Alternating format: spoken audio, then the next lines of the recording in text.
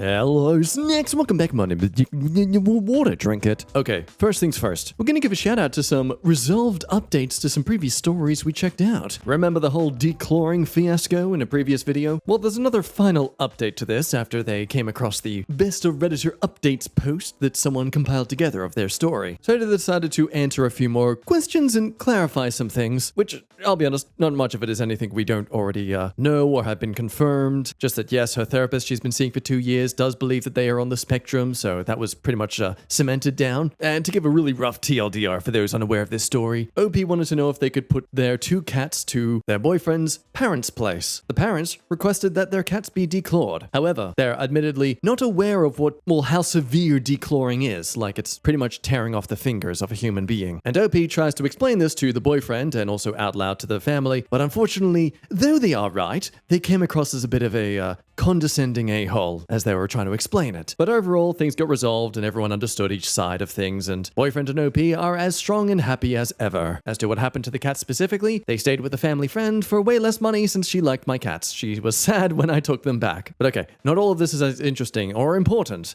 as the photo they posted. Because I'm sorry, but I am insulted by them giving this description of their cat. I'll post a cat tax of my cat who's a little generic looking. Generic looking? Are you kidding me? You're gonna look at something like that and say, yeah, it's alright. You don't deserve your cat. Ah, but what about the resolution towards this issue? Am I the a-hole for refusing to share my vacation home with my in-laws for 6 months after they sold their house without consulting me? It was the wife who was finally sick of all the shady things the mother-in-law was doing, such as accidentally giving food to OP's father that could technically poison and possibly kill him. Whoopsie daisy. From what we last heard, she basically put her foot down and said to the husband, listen, you are not going to let your parents take our holiday home, especially considering I'm the one who actually makes the money more and actually technically own it more than them. More than you, really, too. Ultimately, the husband conceded to this and stuck to OP's original offer with them that, hey, they'll help them shop around for a new house to live in. But the holiday home was theirs and was not for them to just go ahead and claim just because they occasionally helped with painting some walls. Now, at the time, there was this wonder of, were the parents doing this just to try and leech off the son and the OP? Or have they genuinely made some bad financial decisions and this was their kind of way of masking the fact that they desperately need somewhere to live?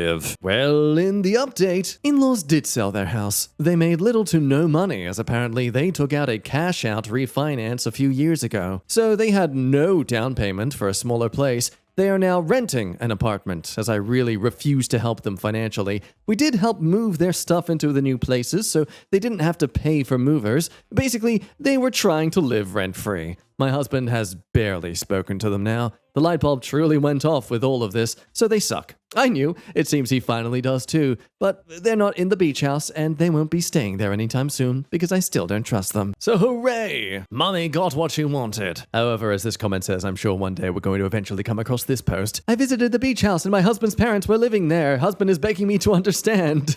But okay, enough of the short updates. Let's head over to the meat of today's video. Manipulating circumstances. Starting with this post from 13 days ago, now the OP deleted. My boyfriend and I had an argument regarding his female friend, and I need to know the best way to approach her to fix this. I'm 22 female, my boyfriend 24 has a friend, 24 female, who, as far as I know, has never been in a relationship.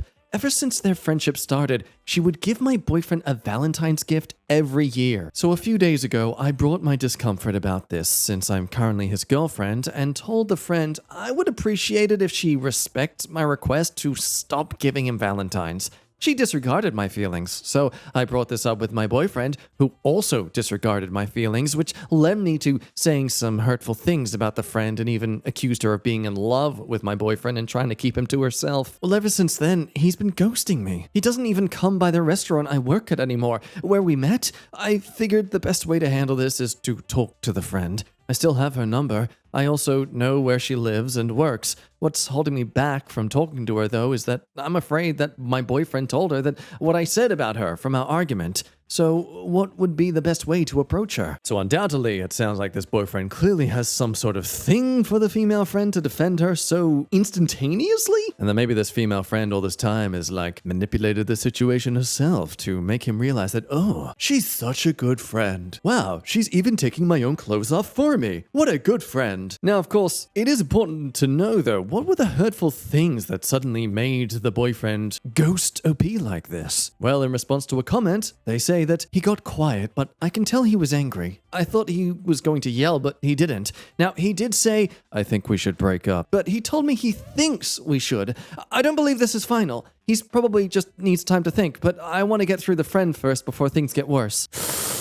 Yeah, I don't think people use the word think here in that format when it comes to saying that sort of thing, OP. The term think here is purely just to lighten the load of the, truth bomb that is saying we should break up. Now, you might be pitying OP about this. At the very least, she seems just ignorant of the fact her boyfriend clearly prioritizes his female friend, who he must be just keeping to the side in case he's lonely. But then we come across the edit she made in her post, where she admits to omitting a very important factor in all this. Edit. Yes, he did tell me I think we should break up, and yes, I called the friend a virgin loser. And yes, she performs this Valentine gift-giving tradition to all her friends and parents. I didn't mention these because I didn't think they were important. I just wanted to focus on making up with my boyfriend. I guess I didn't see what I requested was a big deal. I didn't think it would get this serious. There were a lot of people that were sympathetic and agreed that I was reasonable, and I appreciate that sentiment.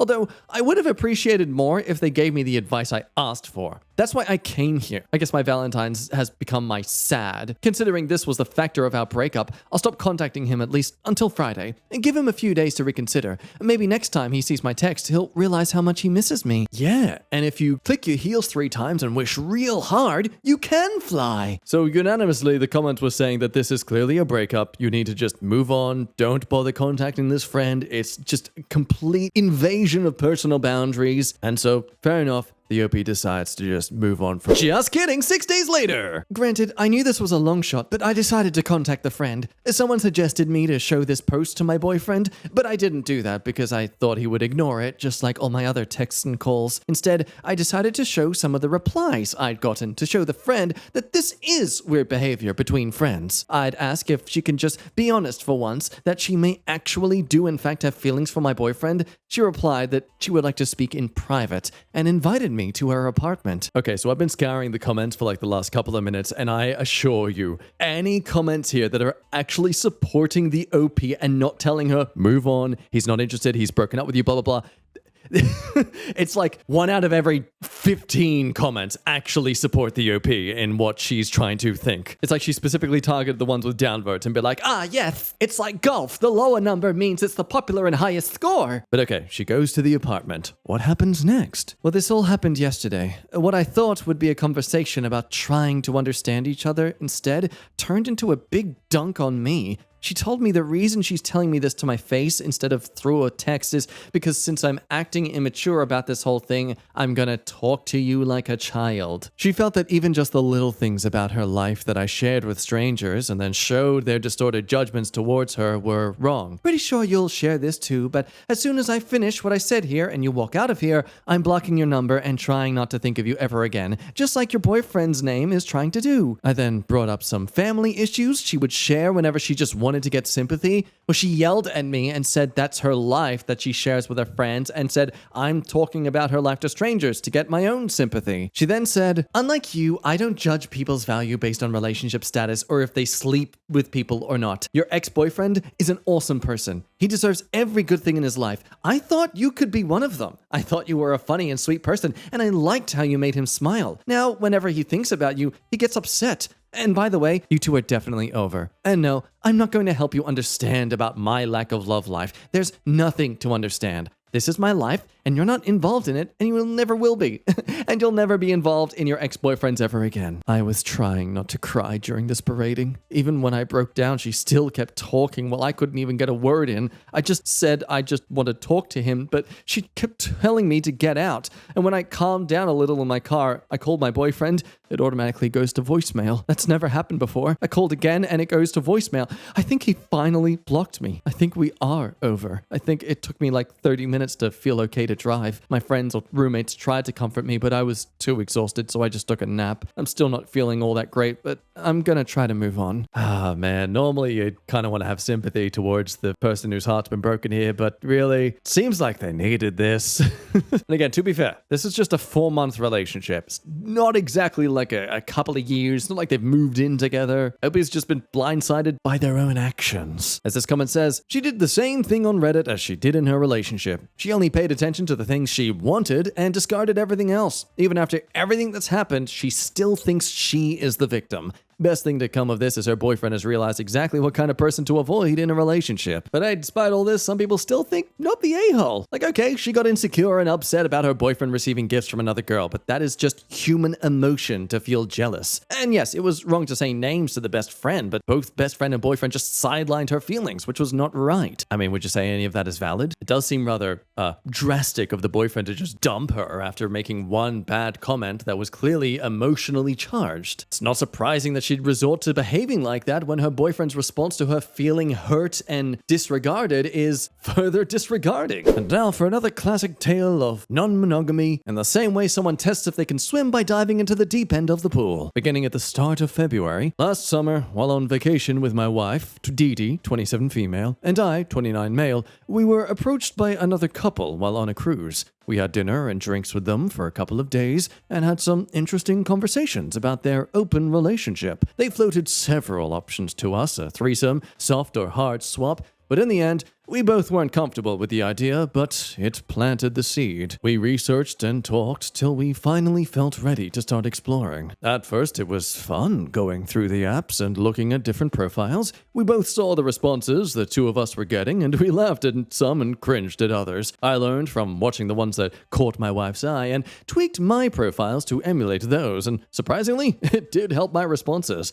This went on for several weeks, and she finally had a short list and sent out 4 responses. All 4 answered quickly, and she began texting and talking and finally set up her first date. We both had butterflies when she left, and they met for dinner, per our protocols. She sent me his picture and made sure his ID matched the name he had given her. I did a quick search and sent her a thumbs up and settled in and started a movie. She sent a check-in through our tracking app and that she was at his house with an emoji that meant she felt safe. A few hours later, I got a notice she was mobile and a text she was on her way home. She came home bouncing and giggling through the front door. She had brought me a pastry home, and while I ate that, she showered, and then I got to experience reclamation intimacy with her, and she brought with it some awesome energy and passion.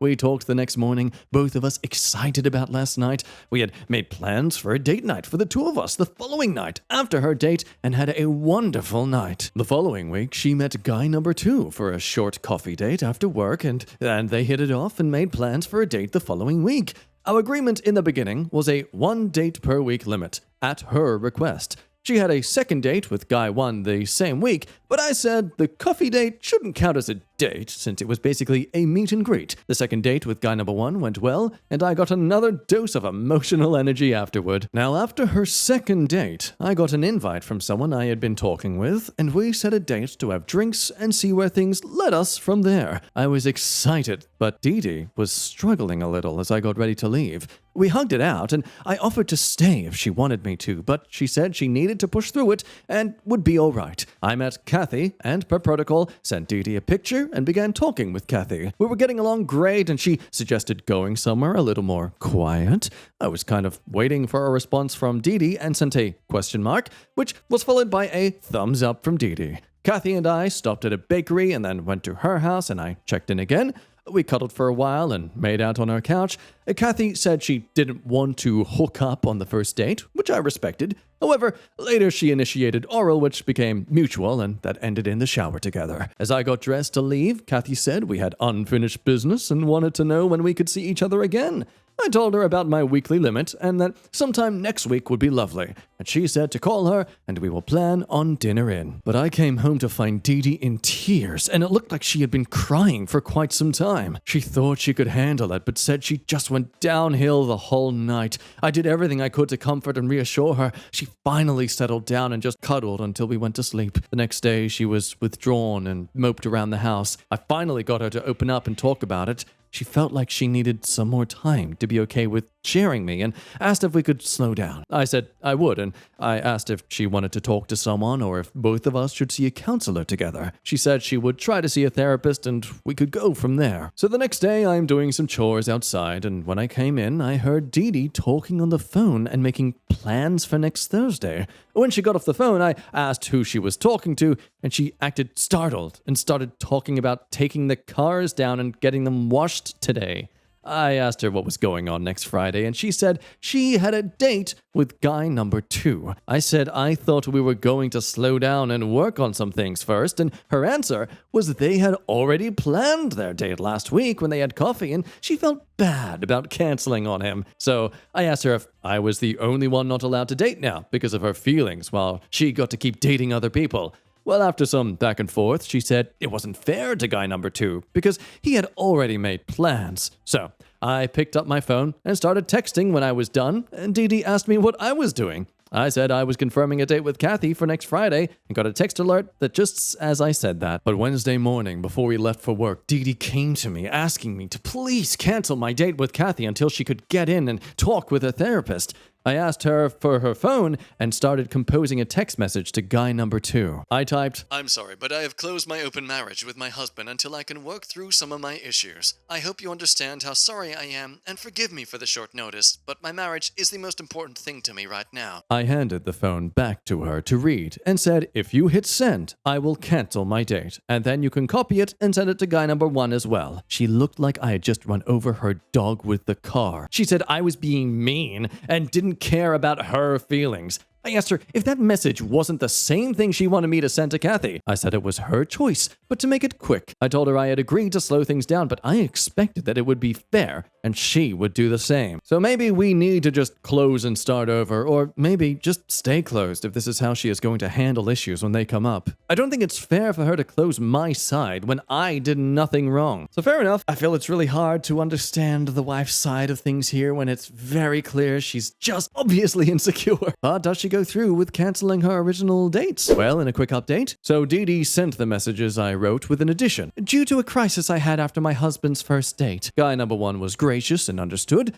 and guy number 2 was very rude and blocked her afterward. She showed me her phone to confirm it. So yes, she has an appointment with her therapist on Monday morning, but our couple's therapist can't see us for 10 days. Her therapist did talk with her on the phone for 20 minutes today. Dee Dee has been listening to podcasts or had a nose in a book since last weekend. We both kind of agreed. Instead of keeping busy and distracted, she just sat and let it overwhelm her. Monday night, after her session, she wants to sit down and talk with me about reopening, starting with a date with Kathy and me that Friday if she feels ready. We both agreed to stay in contact with guy number 1 and Kathy. Guy number 2 and everyone else will be no contact for now. So this is Friday, is now a date night out together, and on Saturday we'll resume our quest for a puppy. So in a strange opinion to blame him for prioritizing his wife, first off, your wife needs to make up her mind about what she wants. Asking you to wait until she carries on is not ethical or kind to you. But secondly, I think you are treating Kathy pretty unethically as well. You're willing to cancel a date with her at the last minute to make a point to your wife? Kathy has feelings too and deserves better. I mean, I